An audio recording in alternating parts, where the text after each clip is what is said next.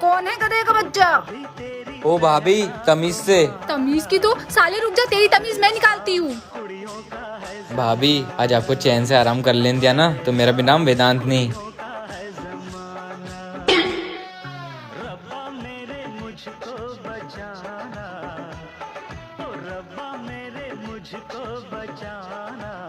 ओ बिच्छू, ओए इधर आ। हाँ जी। अबे ये शर्ट तो कल ही धोया था ना, फिर वापस क्यों दे रहा है? भाभी देखो उसमें कहीं छोटे छोटे दाग हैं।